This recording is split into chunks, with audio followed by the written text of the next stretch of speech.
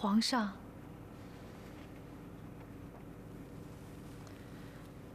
臣妾知道此事不宜多嘴，可一想到刘楠姐姐，臣妾寝食难安。张汤已经审明了，军粮被烧一案，应由刘楠和朱婉负起主要责任。那他们该当何罪？张汤在朝上说，朱婉已经战死，不予追究。刘楠按律当斩。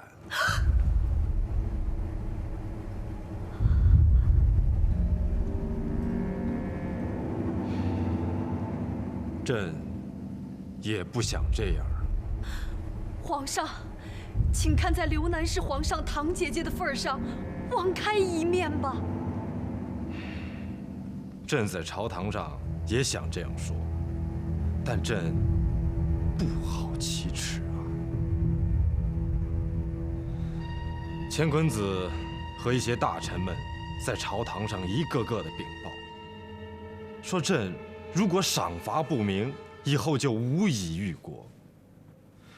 乾坤子还说，想当年国舅爷王修功劳比刘楠大出许多，朕说杀就杀了。当年金吾子杀人行凶，朕也毫不手软，因此才得以朝臣拥戴，江山稳固。况且上次荆楚王合族造反，朕已单独赦免过刘楠。如果此次再赦，恐三军不服啊。那么皇上赞同杀刘楠了？开始，朕还是没有点头。但是退朝以后，乾坤子单独向朕禀报，说自从刘楠被囚以后，东方朔在下面对朕很不恭敬。皇上，您得自己衡量大臣，不能听信谗言。朕是自己在衡量大臣。他东方朔说朕昏庸，他说此次分兵夹击匈奴之计，是在他的授意下提出的。他说朕如果杀了他的小老婆，以后就再也得不到他的真心辅佐。他放肆！皇上，这绝不是东方朔的口气。你是说，这是乾坤子的功捷？不，即使乾坤子不说，朕也知道他东方朔是如此想。他东方朔从来就目中无人，从来就自大狂妄。朕过去一再容忍，是为了江山社稷，也是朕惜才。可现在，匈奴已灭，国富民强，内外安定，四海眼清。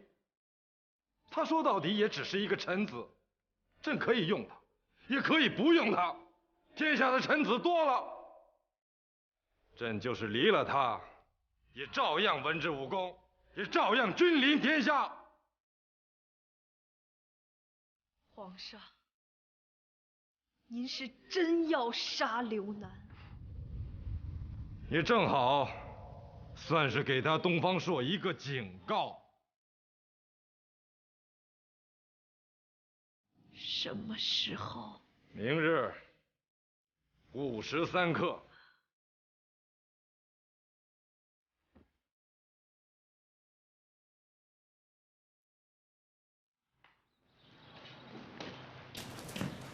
师傅，夫人进城来了。夫人，你怎么自己来了？幸亏惭愧，原本应该在景家园去接你，只是遇到了一些事情。没关系的，是不是皇上要杀刘楠？你都知道了。今日朝堂上，张汤呈上不利于刘楠的证据，于是乾坤子和王怀鄂互相唱和，逼得皇上下旨，明日午时将刘楠绑赴西市，斩首示众。这次刘楠出事，都怪我扳倒接应太晚，才铸成如此大错。不止这些。就在刘南粮草出事之后，朱婉的妹妹突然不辞而别，我问遍府上所有人，却都不知道她去了哪儿。朱文为什么会不辞而别？他哥哥战死后，他怎么就突然离开你们家了呢？所以罗琦认为，此事十分反常。罗琦还说了什么？他说，从朱婉怂恿我去王怀鄂那里偷令箭一开始，他就有了某种感觉。他有了什么感觉？我会被王怀鄂告到皇上那里，然后以乱贼拿下，而押送粮草的事情，就只能由刘南一个人承担了。幸亏我当时及时赶到，才镇住了王怀鄂。可是此事化解后，这个王怀鄂怎么又采取了2次发粮的办法，最后还是让刘南一个人第2次去解运粮草？我知道了，他们让刘南一个人解运粮草，这正是他们的目的。一旦这个目的成型，他们是很容易对孤身一人的刘南下手的。所以罗琦认为，朱氏兄妹身上藏着重大的秘密啊！如果朱氏兄妹真与此事有关，那就更可以肯定了，这完全是他们预谋已久的一个大阴谋啊！这事早就开始了，你知道从什么时候开始的吗？就是从朱氏兄妹假扮被张大人追杀的良民，然后再投到你的门下为徒，这事情就已经开始了。对，我觉得我们立即将此事禀报皇上去。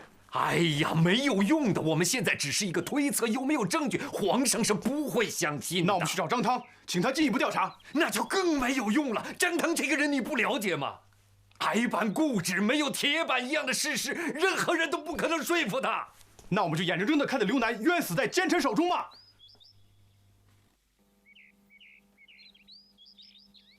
那就只有到明日午时找到朱文，而且必须还得让他说实话才行。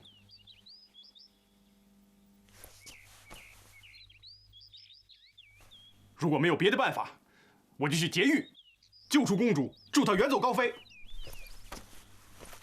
你这是自投罗网！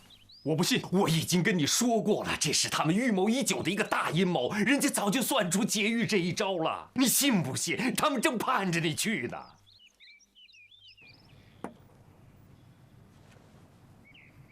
那我就不去劫狱，我去劫那个狗日的王怀鄂。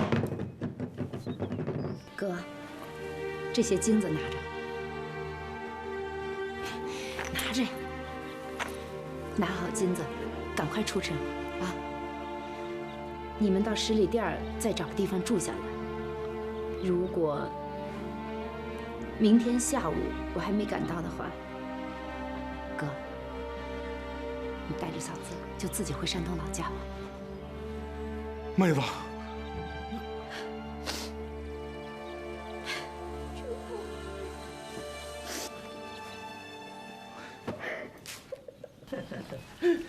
多亏你神机妙算，为我大大的出了一口恶气。哎，我怎么感谢你啊？王大人，你的家仇就是我的家仇，你我就不要见外了。这一次虽然没让东方朔本人栽倒，但除掉他的小老婆，等于是斩掉了他一只手臂呀。哼，这次东方朔到底栽还是不栽，现在还说不准呐。乾坤大人，那下一步有什么好办法吗？不是我有什么好办法，是那个东方朔，他一定会使出蠢办法。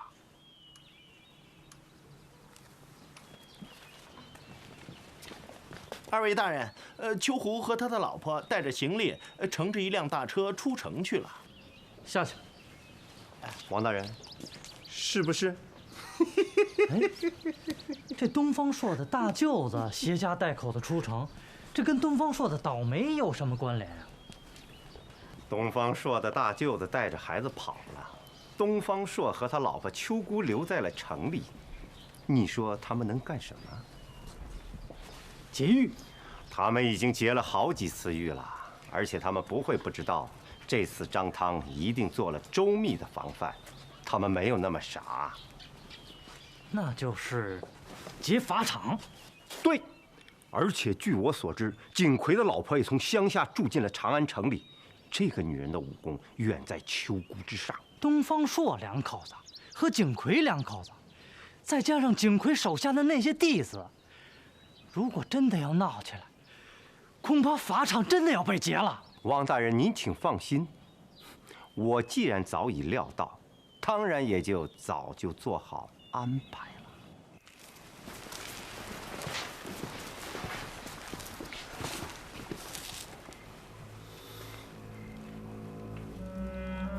去吧，没有我的吩咐，任何人不许进来。哦。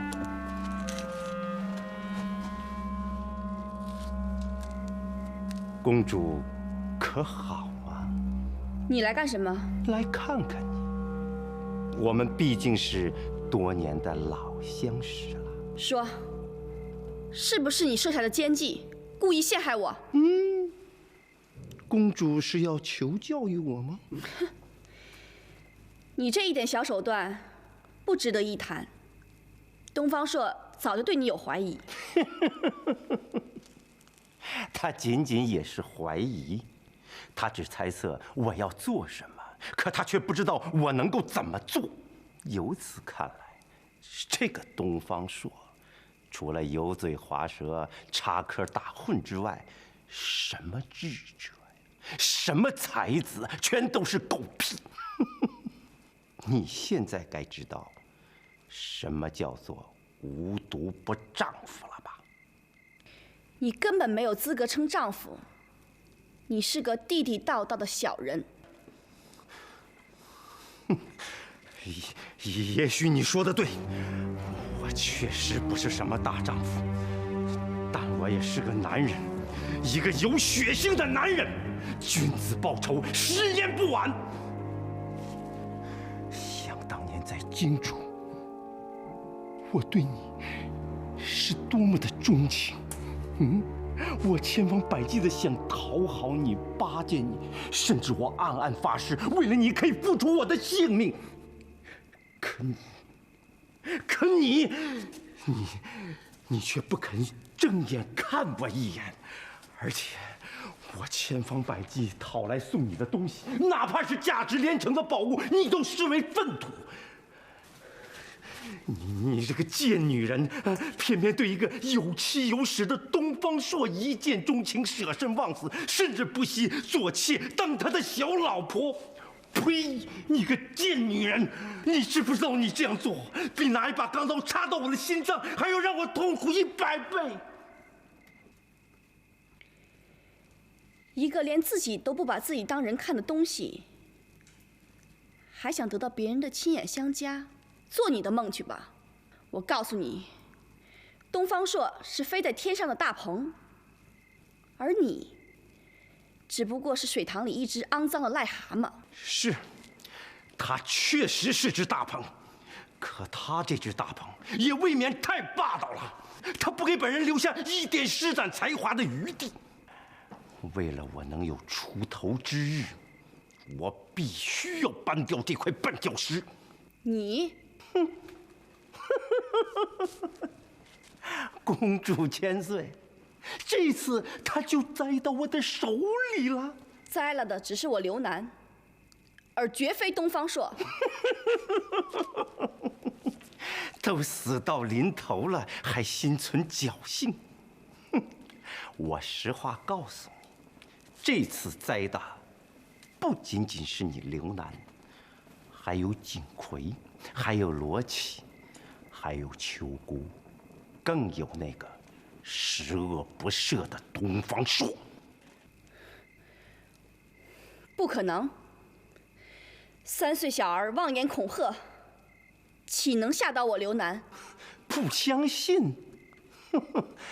那我就告诉你吧，秋胡两口子带着孩子已经离开长安城了，而且景奎的老婆也进城了。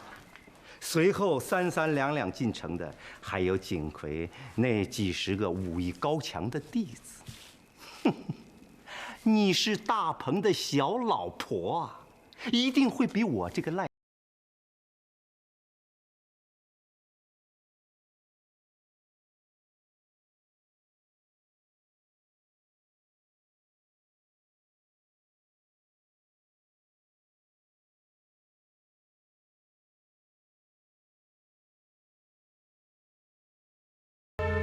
回禀大人，小的都按照大人的吩咐，将周边几个州县的衙役都调集起来了，大约有1000多人。小的已经把他们都安排到了指定的位置。不错，这一次一定不许出差错。谁要是出了差错，一律重责不饶。大人，东方朔夫人请求探监。大人，他会不会是给刘楠通风报信的？我就担心今天晚上他不敢来，放他进去。姐姐，妹子，姐姐，让你受苦了，都是我不好，都是因为我连累了你个老爷。千万别这么说，我们都知道你是被那些奸贼陷害的。东方说他现在找不着证据，他没有办法请皇上赦免你啊。姐姐，刘楠本身就是家破人亡的落难之人，承蒙姐姐大义收留，待之如同手足，并且姐姐一个女人，能让妹妹与东方大人夫妻一场。刘楠打心眼里感激姐姐，与姐姐的胸怀相比，刘楠只是一个不懂事的小丫头。本想这辈子好好侍候姐姐，以报姐姐大恩大德，没曾想半途却受奸人陷害。刘楠只好下辈子做牛做马，再报姐姐大恩大德。瞎说什么呢？妹子，先别说丧气的话，我已经计划好了，明天正午我到法场救你出去。千万别这样，姐姐，这样会连累你们的。怕什么？大不了不做这个官了，咱们回山东老家去。姐姐不行，钱姑子他们已经做好了充分的准备。哼，就任凭他有千军万马，又能怎么样？咱们东方家的人，要死也得死得轰轰烈烈。这样窝窝囊囊拉出去杀头，算什么呀？姐姐，千万别为了我一个，连累了你们。你这叫什么话呀？我问你，这家我为大还是你为大？姐姐为大。那你还跟我争什么？没大没小。姐姐，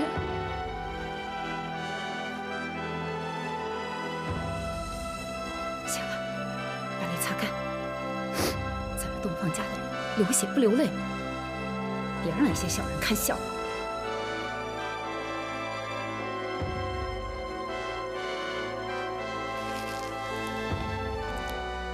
行了，别胡思乱想了。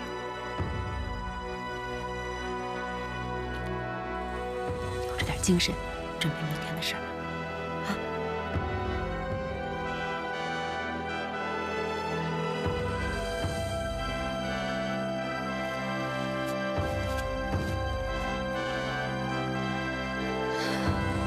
姐姐。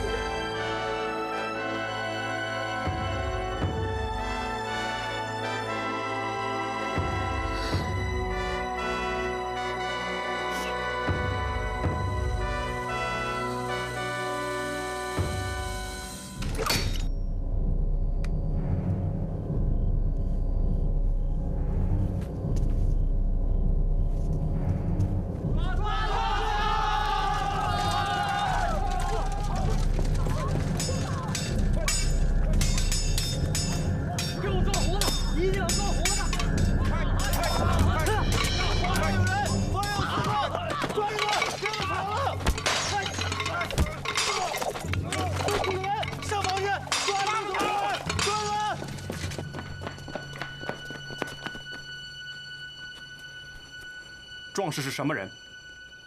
为什么要夜闯王府？在下景奎，请问壮士尊姓大名？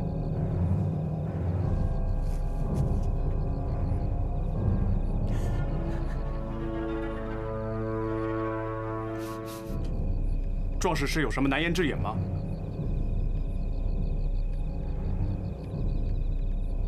如果壮士不想说的话，我也不勉强。告辞。别！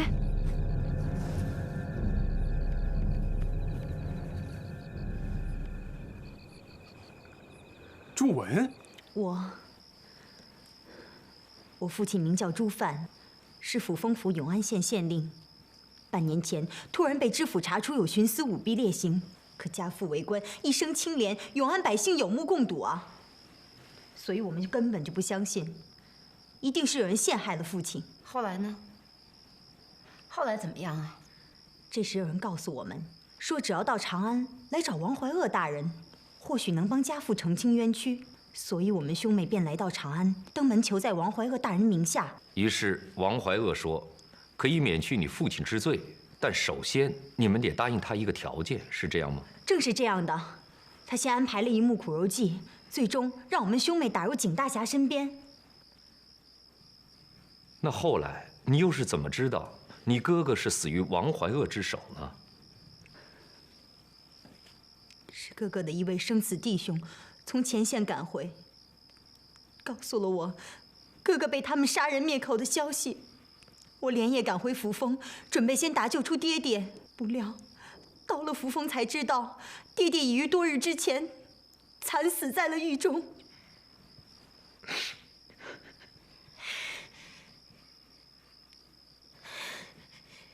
这天杀的贼子，这辈子不得好死。后来，我找到爹爹生前的一位至交，是一个在府衙里办事的差人，他才悄悄地告诉了我，这次安排的一切，都是受那个王怀鄂的指使，目的是要通过我们兄妹来陷害东方大人，为他死去的老子报仇。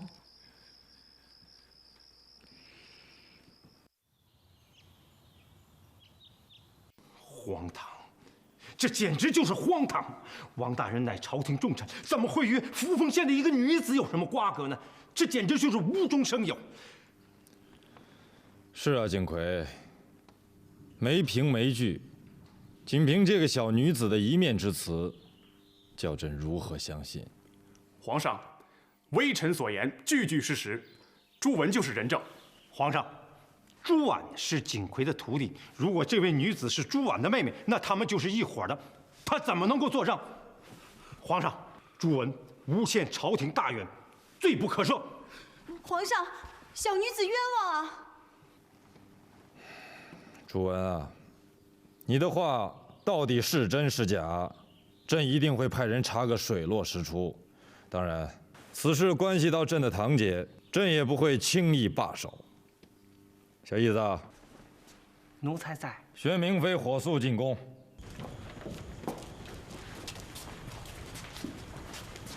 打开。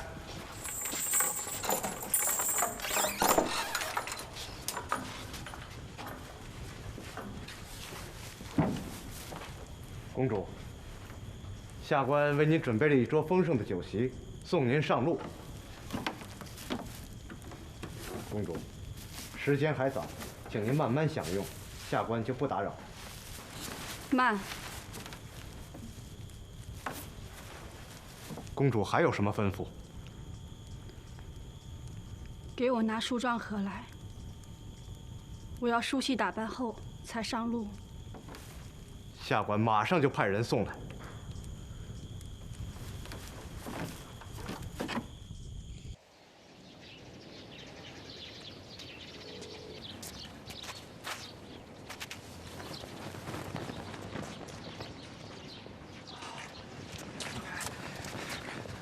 怎么样？皇上怎么说的？我向皇上说，给臣半个月时间，臣一定会顺着朱文父亲和哥哥两相遇害这条线，将刘楠的案子查个水落石出。皇上点头了吗？皇上没给半个月时间，皇上说最多只给7天时间。7天就7天，给刘楠免死了吗？暂时免死。那你这个钦差大人，走，赶紧给张汤下令去。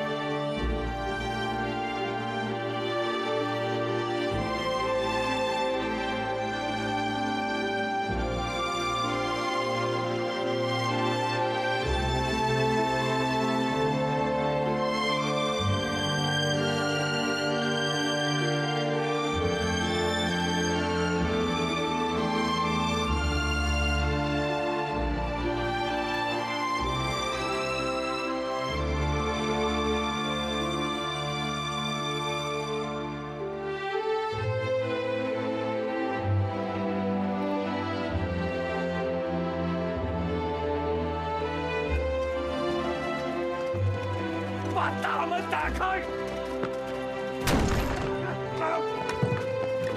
快开门！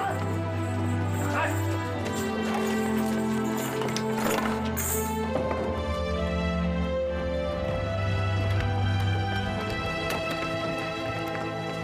快打开门！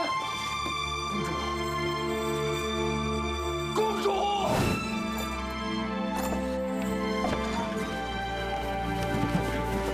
公主！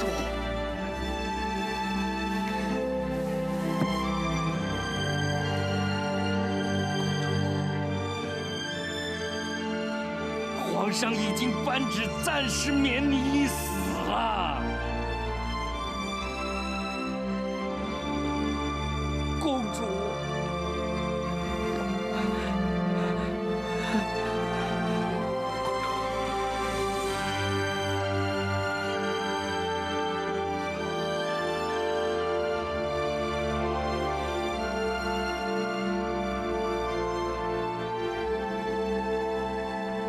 放手。我还想听。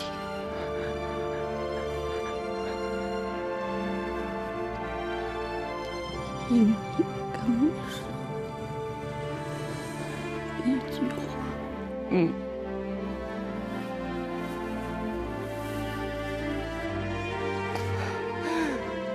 公主。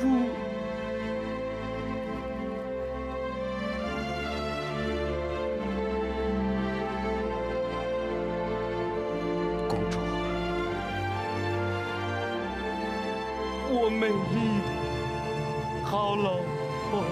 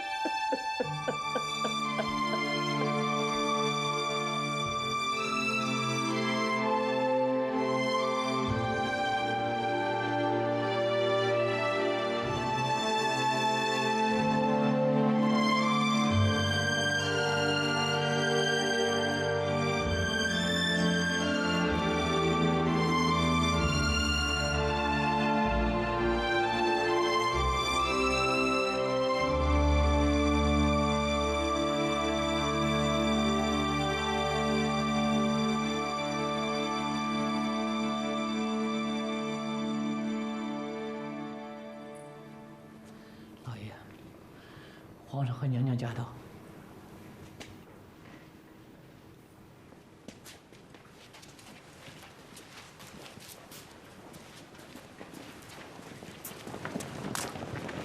臣叩见皇上，叩见皇后娘娘。免礼。谢皇上。皇上您请。娘娘请。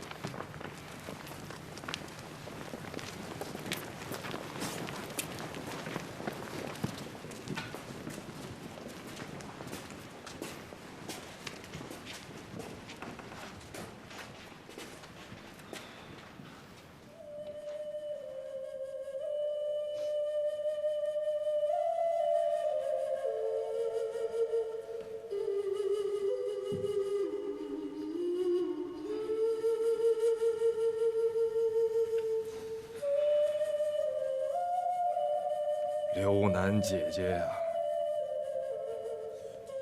你为什么要这么做呢？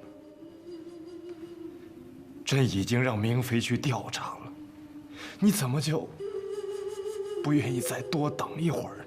刘楠姐姐，妹妹对不起你。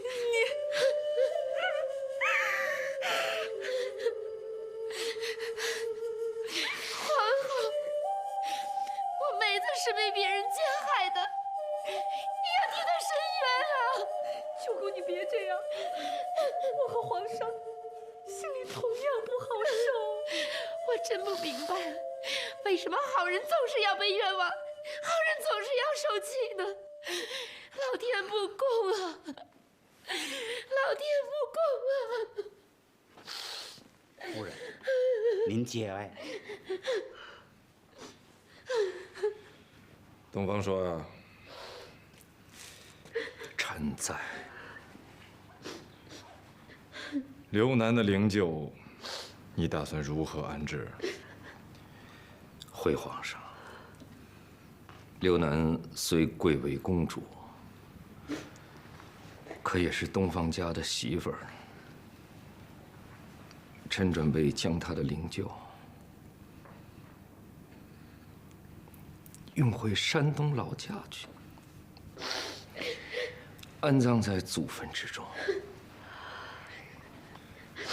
朕准了，给你3个月，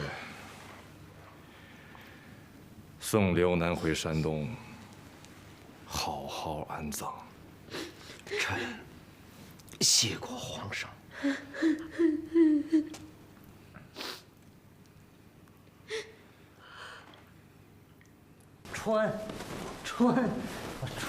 我踩死你！我踩死你！我踩死你！踩死你！唉，如花似玉的一个公主，可惜了。有什么可惜的？死得好。可惜没有成为我的老婆，我还真有点想她。哟，想姑娘了。从我这儿拿一个去，想要谁我给谁。唉，不说她了。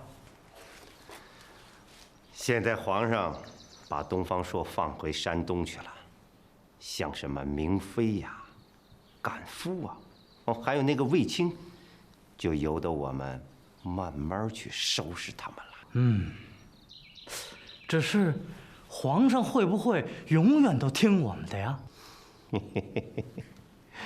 皇上这次能灭掉匈奴，永绝外患，真可称得上是功盖古今呐。皇上他本来就是一个心雄万丈之人，现在立了这么大的功，得意成妄行也在所难免。此时，谁想逆着他的心意而动，必定会撞得头破血流。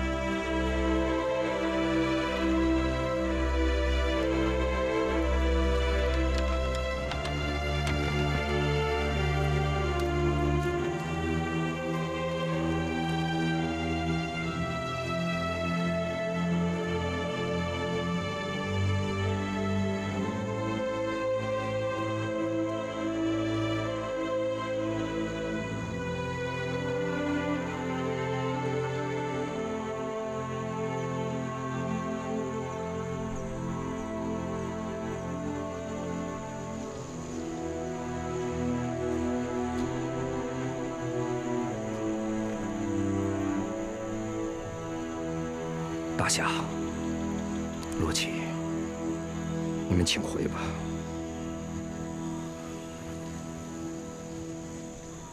去吧。你把他也带上吧。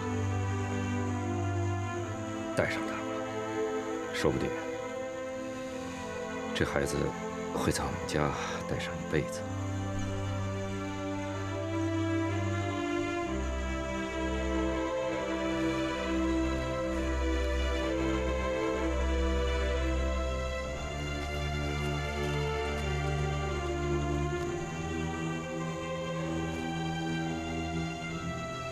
刘南一死，我一下就心灰意懒了。朝堂陷我，远不是过去我梦中那般芳草萋萋的绿洲了。大侠，切记呀，在长安不管遇到什么事情，万万不可意气用事。东方兄，请放心，景奎遵命就是。遇到什么实在解不开的结，就去请教罗启。可不管怎么样，刘南不能白死，我要在朝堂上立谏，请皇上继续追查的。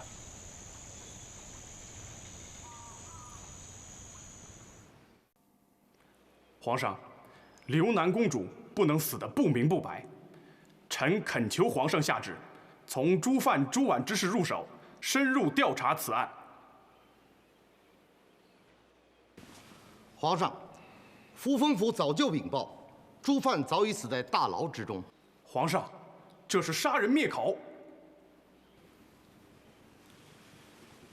如何死的，好好查查。好了，朝廷大小事情不胜枚举。这不，卫青有奏章来，班师的三军已还师坝上。10几万匈奴士兵和百姓也已带回，他们的受降和安置问题才是马上要议的紧要大事。皇上，景奎，朕已说了，现在要议的是匈奴受降和安置的大事。诺。